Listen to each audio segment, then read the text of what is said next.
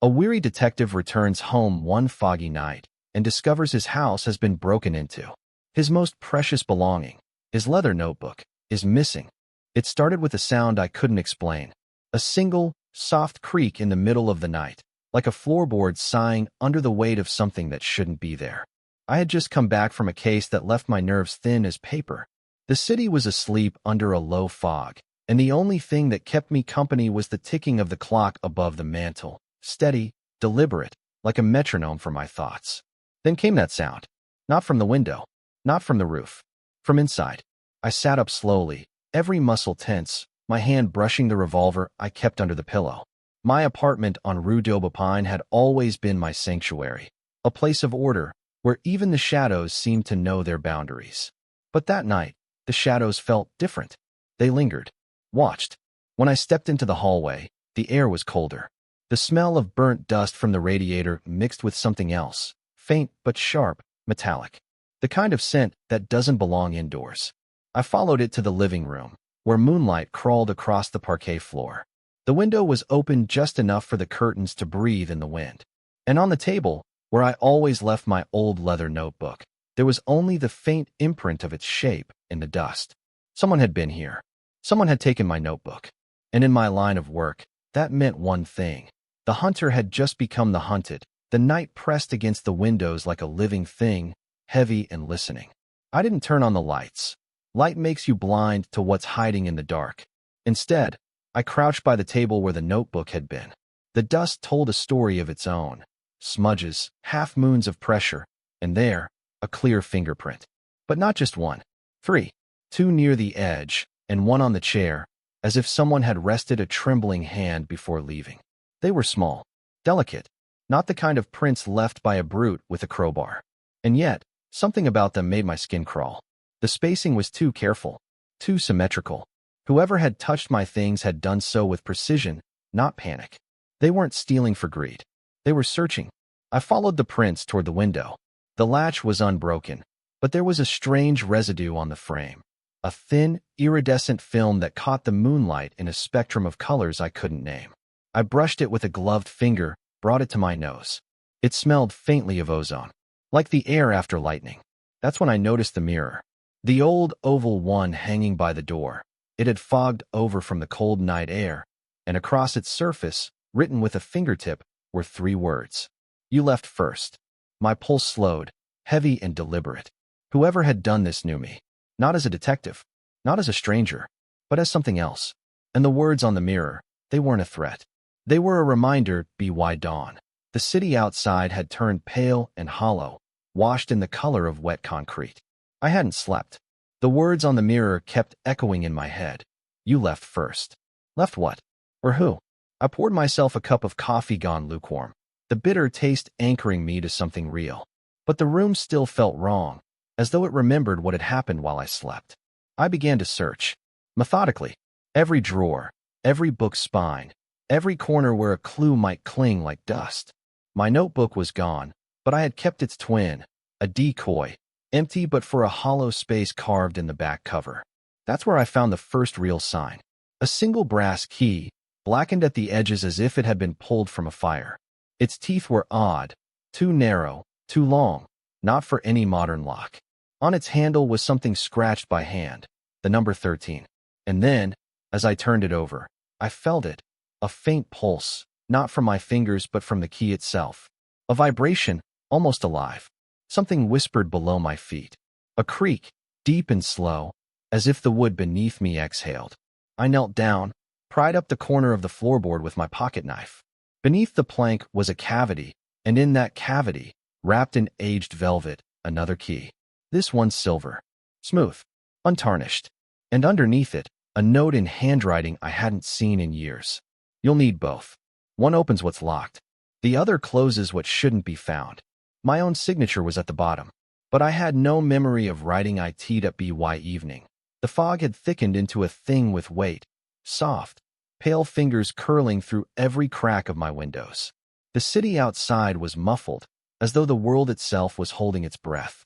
I sat at my desk, both keys laid before me like 2 pieces of a puzzle I wasn't meant to solve. The brass one pulsed faintly when I touched it, as though it recognized me. The silver one was cold. Unnaturally cold. That's when I heard the knock. 3 slow raps. Measured. Patient. As if whoever stood on the other side already knew I would answer. I took the revolver from the drawer and opened the door a fraction. The hallway was empty. Only the flicker of the gaslight above, humming low. But there was something at my feet. An envelope, sealed with red wax in the shape of an eye. No name. No address. Just the seal. I tore it open carefully. Inside was a single Polaroid, the kind that develops in a minute or two. Except this one was already complete, already faded. It showed a room, my living room, taken from above, as though from the ceiling corner. And there, standing in the center of the frame, was a figure. Tall, coat buttoned to the throat. My face. The moment I saw it, a floorboard creaked behind me. Not in the hall. Inside the room. I turned, gun raised. But the room was empty. Only the mirror by the door stared back. And this time, the message on its fogged surface had changed. You're late. I kept staring at the mirror, watching those 2 words slide into clarity. You're late. The letters seemed to shimmer, as though the condensation itself were alive. My reflection stood behind them, pale, fragmented. A stranger looking back.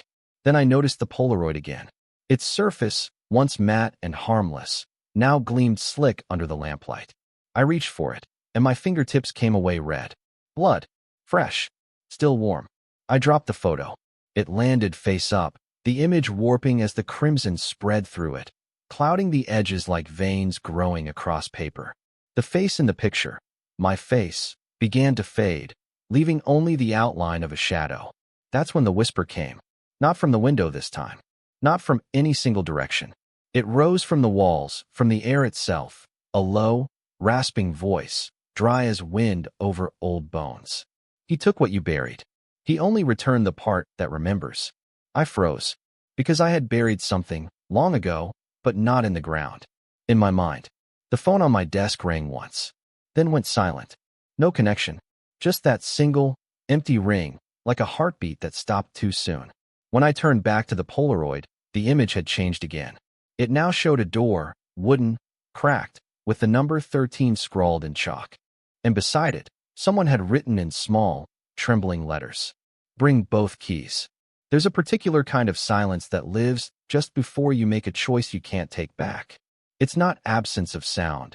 It's a pressure, a waiting, as if the world itself leans closer to listen. That silence followed me down the stairwell that night. The cellar beneath my building was older than the rest of the structure, stone walls sweating moisture, the smell of iron and rot thick enough to taste. I carried a lantern, though its flame struggled against the damp air. Each step groaned beneath my boots.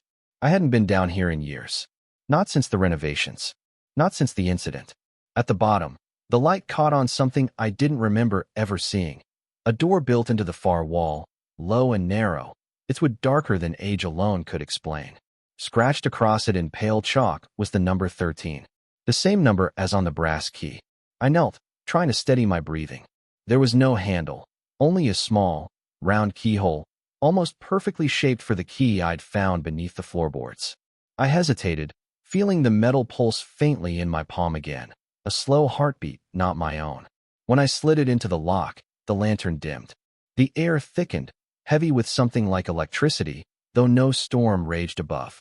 The mechanism turned with an almost organic click, and the door exhaled a gust of air that smelled of dust, salt, and, faintly, something sweet, like decay masked with perfume. Inside was nothing but darkness.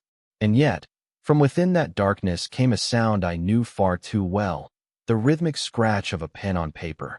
My notebook.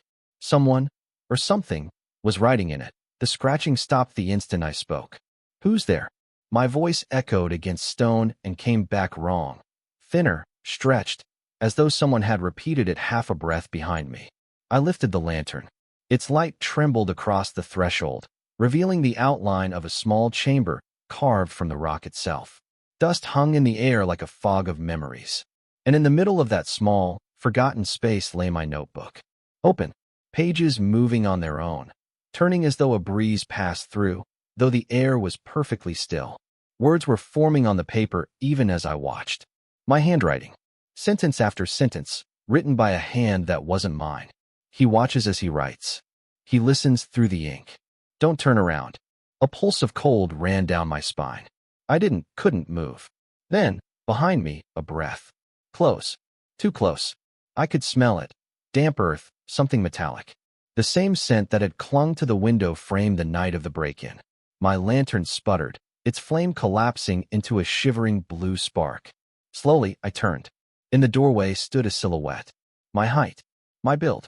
No face, just a shifting blur where features should have been, like smoke trapped behind glass. It lifted a hand, and in that hand it held the silver key, the one I'd found beneath my own floorboards. "You wrote me," it said in my voice. "Now open what you closed." And before I could speak, it stepped backward into the darkness beyond the door and vanished. When the figure vanished, the cellar went utterly silent. Not the kind of quiet that soothes, but the kind that swells in your ears until it sounds like someone breathing just behind you. The lantern flickered back to life, its light weak but steady enough to show that the door, the one marked 13, now opened into a corridor that had never existed before. It stretched far beyond the limits of the building, narrow and uneven, the stone slick as if recently washed. The air carried a strange mixture of smells: ink, salt, and something floral, faint but persistent. I knew better than to follow, but I followed anyway. The corridor bent slightly to the left, then ended in another door, wooden, black, and unmarked. I pushed it open with the barrel of my revolver. The room beyond shouldn't have been there, because it was my study. Every book, every paper, every object was exactly as I had left it upstairs, even the clock on the mantel ticking softly in perfect time. Yet through the window I saw not the foggy street of Rue d'Aubepine, but a motionless sky the color of bruised flesh. And on my desk, the notebook waited, still open, still wet with ink that hadn't yet dried. This time, only one line had been written. "He enters the room that wasn't there yesterday." My hand trembled as I traced the words, because even as I read them, I could feel the pen in my pocket, moving, pressing faintly against my coat. When I drew it out, it was writing again, on its own. Each letter appeared as if carved into the air, glowing faintly before fading into nothingness. The message was short: "Don't stay, not again." And somewhere above me, in the ceiling that mirrored my own apartment, a chair scraped across the floorboards, as though someone up there had just stood up. The sound of that chair scraping above me froze every thought. It was slow, deliberate, the kind of movement a person makes when they know they're being listened to. But that was impossible. The ceiling above this copy of my study led nowhere. There was no apartment above it, no structure at all, just earth and stone. Still, the steps came, measured, pacing, back and forth. I stared up, following each sound with my breath caught in my throat. Then I noticed something on the ceiling, small cracks spidering outward, fine as veins beneath the plaster. With each footstep, the cracks spread further, dust falling like dry snow. And then, with one sharp sound, a heel striking hard, a fragment of the ceiling broke loose and fell to the desk. A drop of liquid followed it. Red. Fresh. I looked up again. Through that small opening, I saw an eye staring down at me. It was mine. I staggered backward, the lantern clattering to the floor. Shadows flared against the walls, warping the room into shapes that pulsed and breathed. I could hear a voice now, low, broken, as though struggling to remember how to use words. "You left first," it whispered, "but I stayed to finish what you began." The same phrase that had appeared on my mirror days ago. I grabbed the brass key, clutching it tight until my palm stung. The cracks widened, and someone, began to push through the ceiling, its fingers pale and trembling, smearing blood as they came. That was when I heard the other sound. From behind me, a door opening, slowly, quietly, and a familiar voice saying, calm and close to my ear, "You shouldn't both be here." I turned, and there he stood. Same coat, same revolver, same narrow scar beneath the left eye. He was me, not a reflection, not an illusion, but solid, breathing, watching with the same tired eyes I'd seen in the mirror 1,000 times. He looked older, though, not in years, in wear, like someone who'd seen too much of the same night repeated over and over. He held his revolver loosely at his side, the barrel tilted toward the floor. "You shouldn't both be here," he said again, softer this time, and gestured toward the ceiling, where the other me was still pressing through, one blood-slicked arm reaching down into the room. "Which one are you?" I managed to ask. He smiled faintly. It wasn't reassuring. "The one who didn't leave first." Before I could speak, the ceiling gave way. Plaster rained down, and the figure above dropped, collapsing onto the floor like a marionette with its strings cut. It twitched once, twice, then lifted its head. Same face, same voice. Only the eyes were wrong, completely black, like ink poured into empty sockets. The other me, the one who had just spoken, raised his revolver. "Back," he said. "It's not alive. Not anymore." But the thing on the floor smiled. And when it spoke, I felt the air shiver. "You can't shoot what you wrote." It lunged.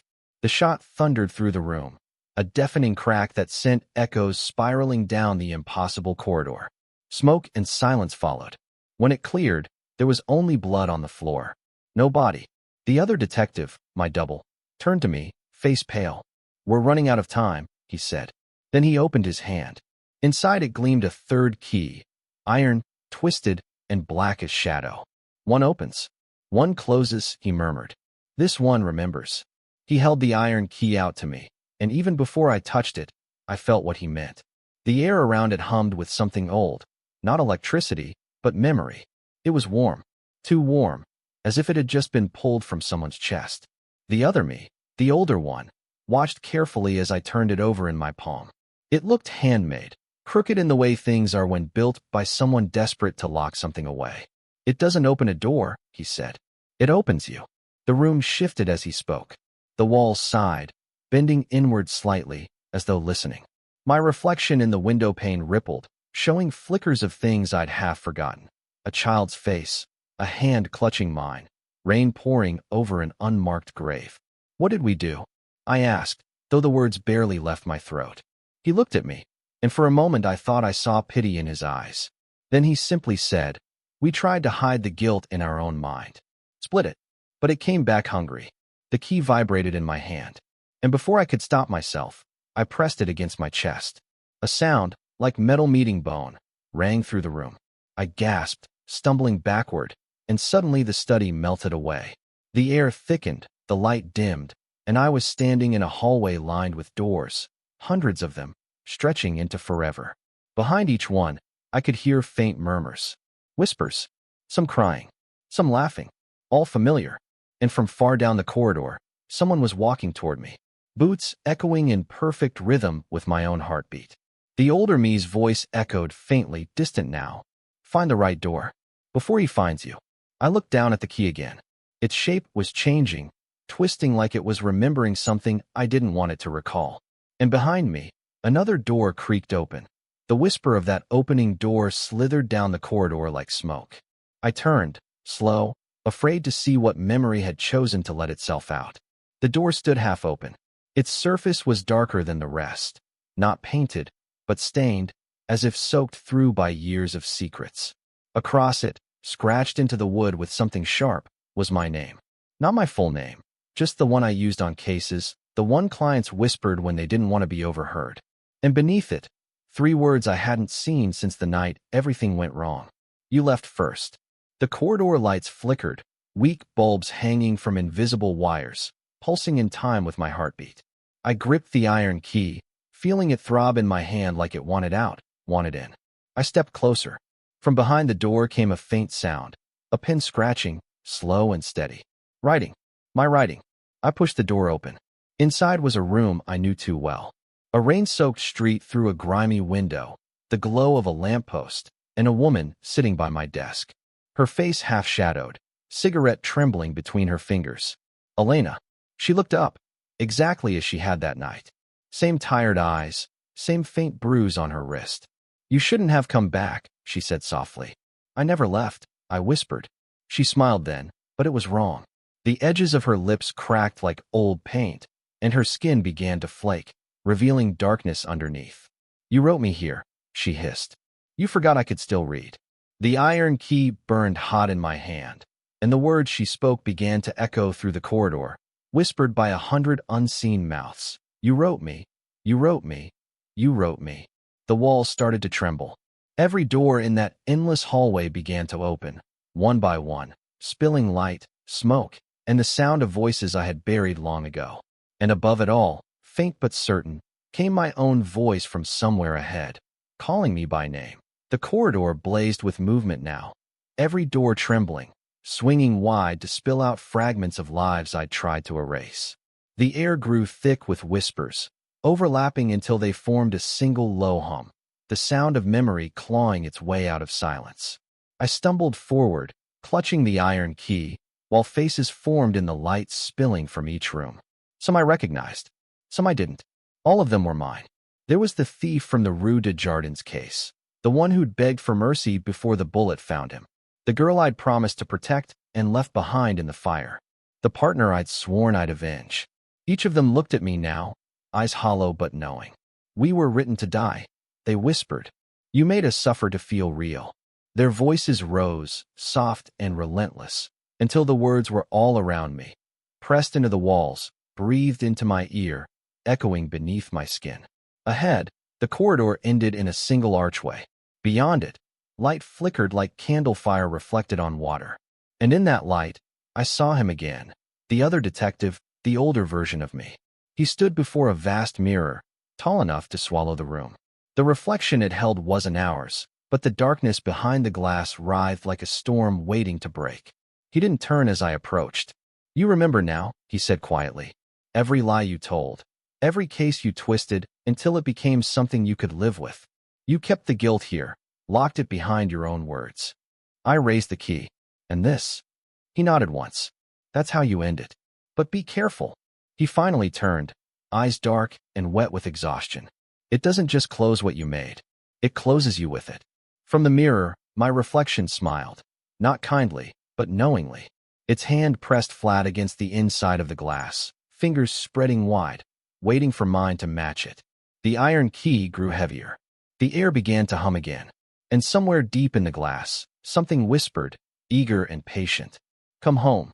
The word home echoed in that chamber like a pulse, sinking into the air, into my skin. For a heartbeat, everything was still, the flickering light, the murmuring faces, even the breath between thoughts. Then the mirror rippled. A slow wave passed across its surface, distorting the reflection until my own image leaned closer, whispering something I couldn't yet hear. I stepped forward.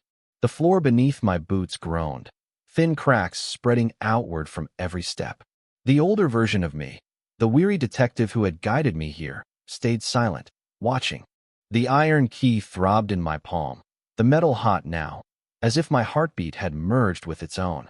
I could feel it urging me closer. Is this what we were meant to do? I asked, though I already knew. He nodded once, face unreadable. Every door we open led here. You wrote this ending long ago. The mirror's surface cleared.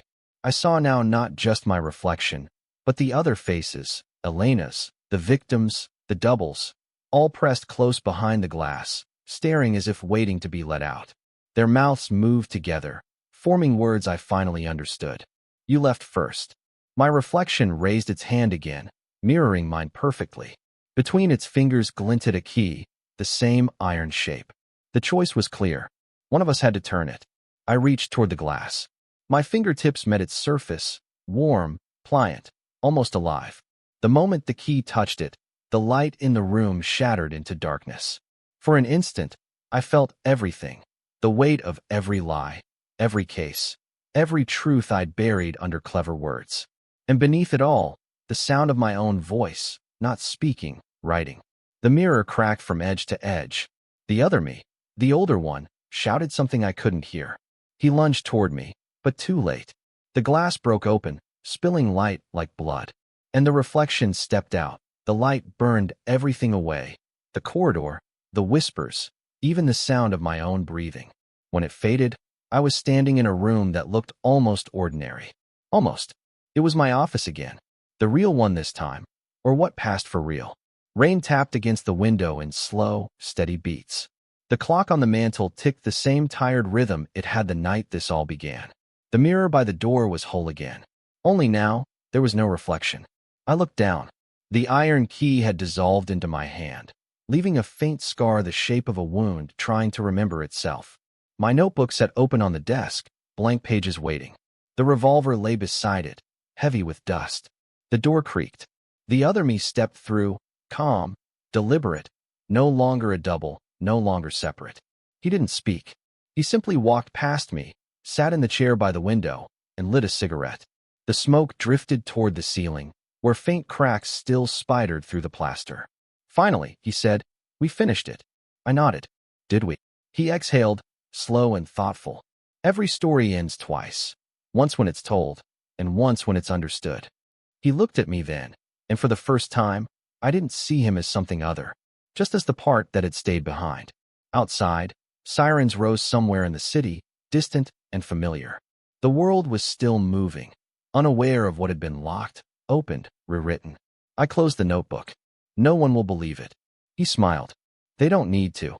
The lights flickered once, just once, and when they steadied, the chair by the window was empty. Only a faint curl of smoke remained, drifting toward the ceiling. I stood alone again, as I had been from the beginning. On the mirror, words slowly appeared, traced by an unseen hand. Case closed.